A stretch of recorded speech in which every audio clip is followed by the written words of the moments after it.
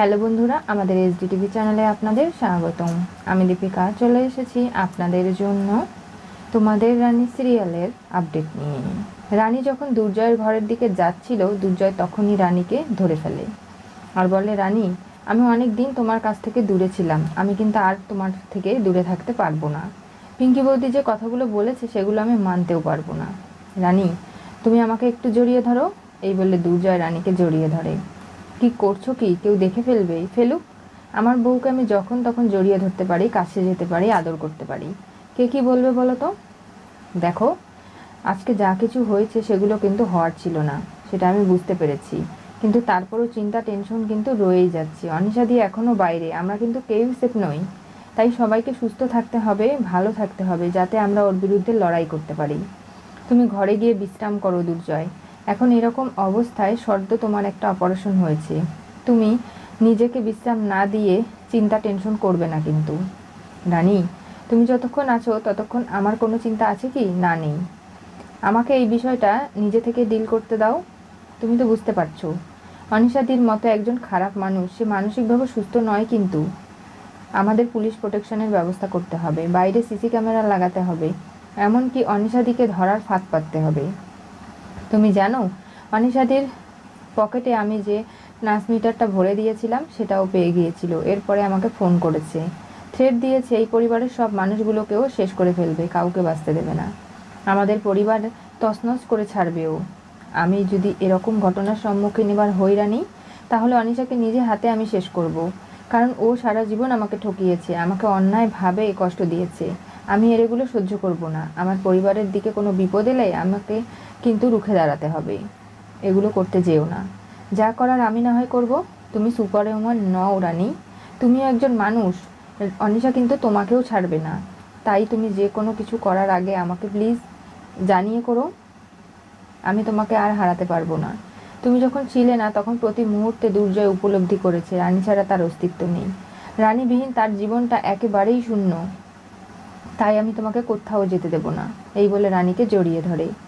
রানীর কাছাকাছি এসে রানী সঙ্গে সময় কাটাতে চাইলে রানী নিষেধ করে দেয়, বলে 5 মিনিটের জন্য ঘরে চলো রানী, আমার সঙ্গে। না, যাব না। পিঙ্কি বৌদি কি বলেছে তুমি ভুলে গেলে? তখনই রানী দুর্জয়কে জড়িয়ে ধরলে তার মনে পড়ে যে দুর্জয় তাকে কষে চড় বসিয়েছিল, এমনকি অনেক অপমানজনক কথাবার্তা বলেছে। সেগুলো মনে পড়ে রানীর মনটা খারাপ হয়ে যায়। কি হলো রানী? দেখো, আমি বলেছিলাম আমি যে তোমাকে কখনো ভালোবেসে ঠকাইনি, সেটা আমি প্রমাণ করে দেব। আমি করেছি তো দুর্জয়। কিন্তু এটাও বলেছিলাম যে তুমি যতক্ষণ না পর্যন্ত আমার কাছে ক্ষমা চেয়ে আমাকে যা কিছু কথা বলেছো সবটা ফিরিয়ে না নিচ্ছ, আমি কিন্তু তোমার জীবনে ফিরবো না। সে কথাটাও কিন্তু আমি ভুলিনি। তুমি আমাকে কষে চড় বসিয়েছিলে দুর্জয়, ভুলে গেলে এত তাড়াতাড়ি? আমাকে পিকলুদাকে নিয়ে নানা ধরনের অপবাদ দিয়েছিলে, চরিত্র তুলে কথা বলেছিলে। এমনকি আদিত্য চৌধুরীর বাড়িতে যে আমি ছিলাম সেগুলো নিয়েও নানা অপবাদ দিয়েছো। কি বলবে তুমি? তাই আমি এই কথাগুলো আর মানতে পারছি না। পিঙ্কি বৌদি বলেছে 5 দিন পরে আমাদের বিয়ে। তুমি যদি ক্ষমা না চাও এই বিয়েটাও হবে না। আমি কোনোভাবেই তোমার সঙ্গে সহজ সরল হতে পারবো না। রানী চলে যেতে লাগলে দুর্জয় হাত টেনে ধরে, বলে, রানী, আমি তোমার হাত ধরে ক্ষমা চাইছি, আমাকে ক্ষমা করে দাও। আমি যে কাজগুলো করেছি সত্যিই খুব ভুল করেছি, অন্যায় করেছি। তুমি যদি বলো আমি সকলের সামনে পরিবারের পা ধরে তোমার ক্ষমা চাইব। আমার নিজের ইগো, জেদ, ভালো থাকা, এই সব কিছুর ঊর্ধ্বে গিয়েই আমি তোমাকে ভালোবেসেছি রানী। তোমার থেকে এগুলো আমার জীবনে বড় নয়। আমি চাইলেই তোমার কাছ থেকে ক্ষমা চেয়ে সকলের সামনে তোমাকে আমারও সম্মানিত করতে পারি। আমি কখনো চাই না যে তুমি কারো কাছে অসম্মানিত হও, কারণ আমি তোমাকে হারাতে পারবো না। তোমাকে হারানোর যে ভয়, দুঃস্বপ্ন আমার জীবনে এসেছিল, সেখান থেকে আমি শিক্ষা নিয়েছি যে তুমি ছাড়া আমার জীবনে আপন ভালো থাকার কোনো উপায় নেই। দুর্জয়ের কান্না ভরা চোখ দেখে রানী তাকে জড়িয়ে ধরে, বলে, দেখো, আমি তোমাকে ক্ষমা করে দিয়েছি দুর্জয়। আমি কোনোদিনও তোমাকে ছেড়ে যাইনি, তোমার আশেপাশে সবসময় থেকেছি, তোমার ভালোটা চেয়েছি। তাই এখনও আমি তোমাকে ছেড়ে যাব না। সারা জীবন এরকমই তোমার পাশে থেকে আমরা ভালোভাবে জীবন কাটাতে চাই। তবে তুমি নিজের এবং দুনির খেয়াল রাখো। আমাকে আমার ভাবনাটা ভাবতে দাও। অনিশাদিকে যে করেই ধরতে হবে, ওকে এরকম খোলা ছেড়ে দেওয়া যাবে না। তাহলে আমি কি করব? পুলিশে অভিযোগ করি? পুলিশকে বলি এই সমস্ত কথাবার্তা, অনিশার ধমকি ভরা ফোনের কথা। এরপরে পুলিশ যা ভালো মনে করবে সেটাই করবে? না, এগুলো করতে গেলে হিতে বিপরীত হতে পারে। অনিশাদি কিন্তু খুব চালাক, ওকে এত সহজে ধরতে পুলিশ কখনো পারবে না। তাই আমাদেরই কিছু করতে হবে। কি করবে রানী তুমি? সেগুলো আমাকে একটু ভাবার সময় দাও, তারপরে দেখো না আমি কি করি। তবে আমি একটা জিনিস বুঝতে পারছি না, অনিশাদি গা ঢাকা দিয়ে কোথায় রয়েছে? ওর তো সব কিছু সিজ করে নেওয়া হয়েছে। ও নানাভাবে এখন ফকির হয়ে গেছে। ওর তো কোথাও লুকিয়ে থাকতে গেলেও অনেক কিছু প্রয়োজন হবে, সেগুলো কোথা থেকে পাচ্ছে আমি জানি না।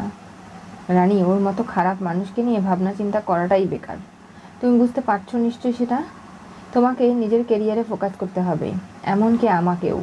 আমাদের জীবনে আমাদের মেয়ে দুনি রয়েছে, তার ভবিষ্যৎ রয়েছে, এগুলো নিয়ে আমাদের ভাবতে হবে না? রানী, তুমি চলো আমার সঙ্গে। কোথায় যাব? আমি বললাম তো কোথাও যাব না, যতদিন আমাদের বিয়েটা নতুন করে না হচ্ছে, আমি তোমাকে শাস্তি না দিচ্ছি। তুমি জীবনে এত কিছু করেছো আমার সঙ্গে, সেই অন্যায়গুলোর প্রতিকার করব, তারপরে তো। তার আগে আমি তোমার কাছে ধরা দেব না। কখনোই তুমি আমাকে নিজের একান্ত করে পাবে না। দুর্জয় যখন মনটা খারাপ করে, রানী পেছন থেকে এসে দুর্জয়কে জড়িয়ে ধরে গালে একটা চুমু খেয়ে চলে যায়। দুর্জয় খুব খুশি হয়, আর এরপরে যে যার কাজে একসঙ্গে হাসপাতালে বেরিয়ে যায়। সেখানে গিয়ে আজকে একটা প্রেস ব্রিফিং করা হয়েছে। সেখানে বোর্ড অফ ডিরেক্টরস রয়েছে, রানী, আরও ডাক্তাররা এবং কি দুর্জয়ও। সবাই বলছে আনিশা যে দুর্নীতি করেছে তার জন্য তাকে এই বোর্ড অফ ডিরেক্টর নার্সিংহোম থেকে বিতাড়িত করা হয়েছে। কোনোভাবে তার কোনো অস্তিত্ব এখানে থাকবে না। কিন্তু এর সঙ্গে সঙ্গে এটাও মানতে হবে যে অনিশা এবং দুর্জয় দুজনে মিলে এই নার্সিংহোমটা চালাতো। এখন দুর্জয় সেনগুপ্তা একলাই এই নার্সিংহোমের দায়িত্ব পেয়ে গেল, কারণ অনিশাকে বোর্ড অফ ডিরেক্টরের কেউই মেনে নেবে না। আর হঠাৎ করেই দুর্জয় সকলের সামনে অ্যানাউন্সমেন্ট করে, প্রেস মিডিয়ার সামনে, যেটা লাইভ কাভার করা হচ্ছে। ও পাশে অনিশা বসে টিভিতে সমস্ত কিছু শুনছে আর কেমন যেন পাগলের মতো করছে। বলা হয় রানী দেবরয়, যে একজন জুনিয়র ডাক্তার, এখন সে নানাভাবে এখানে প্র্যাকটিস করছে। আর তাকেই এখানকার ওটি শিডিউল মেনটেন করা, বাইরে থেকে পেশেন্টরা এলে তাদের দেখাশোনা করা, নানাভাবে বিভিন্ন যে কাজকর্মগুলো রয়েছে সেগুলো তাকে দিয়ে করানোর আপ্রাণ চেষ্টা এবং দায়িত্ব তাকে দেওয়া হয়েছে। এটা শুনে প্রেস মিডিয়ার লোকেরা অবাক হয়ে যায়। বলে, রানী দেবরায়, আপনি কিছু বলুন। এত বড় একটা সফলতা আপনার জীবনে আসলো, এত প্রমোশন হয়ে গেল আপনার, সেটা কি শুধুমাত্র দুর্জয় সেনগুপ্তা আপনার হাজবেন্ড বলে, তার এই হাসপাতালে সর্বেসর্বা সমস্ত দায়িত্ব তার বলে এটা আপনি পেয়ে গেলেন? রানী অবাক হয়ে যায়। রানী দুর্জয়ের মুখের দিকে তাকায়, তখনই দুর্জয় প্রতিবাদ করে, বলে, না, সবসময় ব্যক্তিগত জীবন আর প্রফেশনাল জীবন এক করবেন না।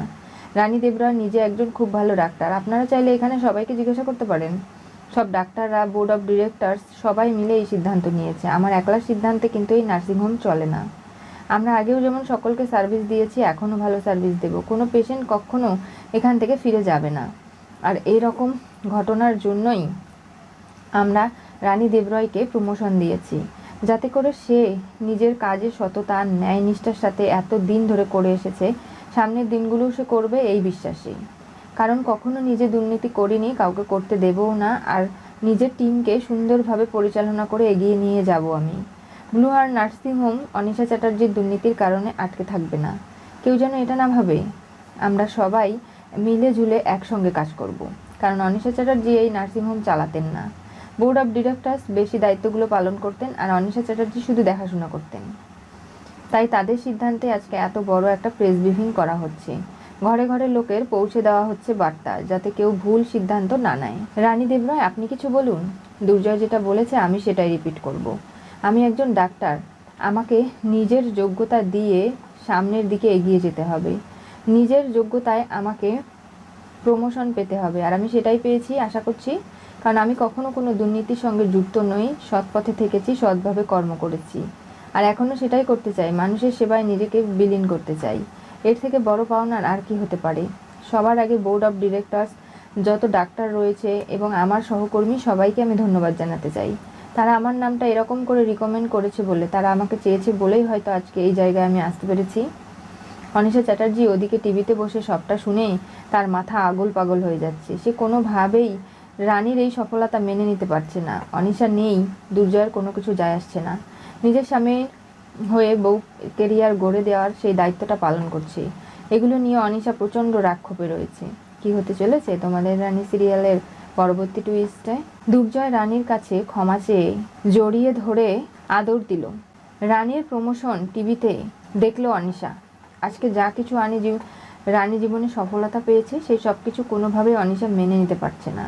তাই তো এবার দুর্জয়ের এবং রানীর বিয়েতে ইভেন্ট ম্যানেজমেন্টের লোক হয়ে এই বাড়িতে আসছে ছদ্মবেশে। যেখানে সবাই অনিশাকে খুঁজে বেড়াচ্ছে, এমনকি রানীও সেখানে তার চোখে ধুলো দিয়ে তারই বাড়িতে উপস্থিত হলো অনিশা। রানীর চালে রানীকে মাত করতে অনিশা নানাভাবে উপস্থিত। এই পরিবার, এই বাড়ির এবং কি রানী দুর্জয়ের ওপর তার যে খায় সেগুলো সে মিটিয়ে ছাড়বে। দুনিকে সুস্থভাবে পরিবারের সকলের সঙ্গে বড় হতে হবে। রানী দুর্জয় সেটাই চায়। এরপরে কি ঘটবে? আনিশার হাত থেকে আদৌ কি পারবে নিজের মেয়ে দুনিকে আবারও রক্ষা করতে? জানতে চোখ রাখতে হবে আমাদের চ্যানেলে। পাশে থাকা বেল আইকনটি অবশ্যই করে ক্লিক করুন।